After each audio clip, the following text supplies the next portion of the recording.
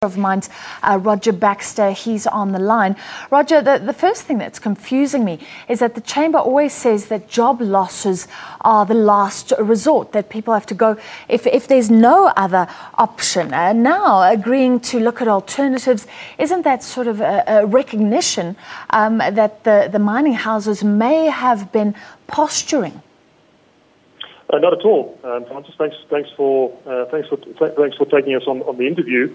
I think the critical thing here is that there's a set of measures in place which are about how we can work together with the other stakeholders and try and address some of the fundamental underlying causes of job losses in the first place.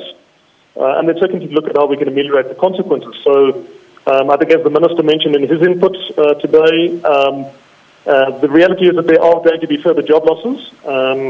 We haven't agreed to delay any retrenchment processes. We've rather agreed to not unreasonably withhold the extension of consultation periods, even when termination notices or existing retrenchment processes have already gone through various stages.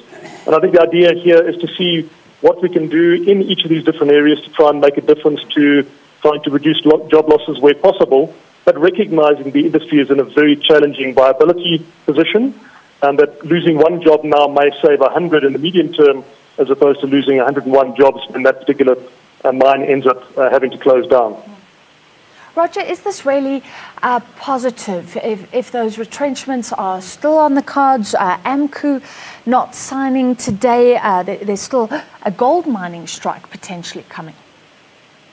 Yes, I mean, there are challenges out there, and I think, again, the message that's been made through to the different role players is obviously we need to look at how we can reduce cost pressures in the industry, and at the same time, ensure that we have companies that remain viable, because the viable businesses remaining viable is critical to saving jobs. And it comes back to, we might lose some jobs in the short term, but in the medium and longer term, we obviously then enable the sector to survive. So I think it's a challenging period, but I think what's been useful in the 3-week discussion period has been a coming closer together and understanding what some of the underlying causes are, and then how we can work collaboratively on reducing the impacts on workers that are ultimately retrenched.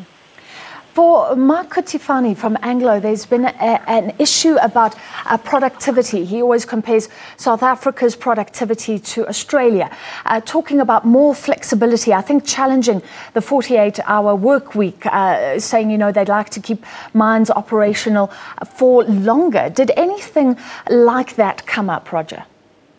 Yes, Francis, I think in Commitment 2, Intervention 2, we have a subject called Enhancing Productivity and Managing Cost Pressures.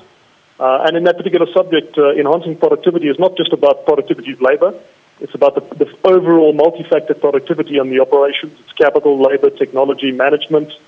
And I think we look forward to having conversations about how we enhance the productivity and competitiveness of the sector, because ultimately we can only attract the investment we require through being a competitive mining nation, and I think all stakeholders have a key role to play in it. So it's on the agenda, and we look forward to the deliberations in the task team on that matter. It's on the agenda, but presumably the law has to change.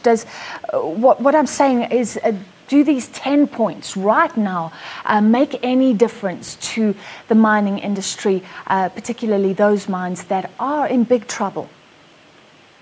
I think the reality is that we can't reverse what's happened to commodity prices. We can't immediately constrain what's happened to cost pressures, because let's face it, electricity prices have more than trebled in the last 5 years as we speak. But having said that, there are immediate interventions. For example, reducing electricity supply disruptions, for example, could help, assist companies at least in the short term. So there's a range of measures. A lot of them are located more medium term, but I think the conversation has been a constructive one, and that's why we think addressing underlying causes as well as amelioration measures are obviously quite important in the process. All right, thank you so much for your time. That was Roger Baxter, the CEO of the Chamber of Mines. Let's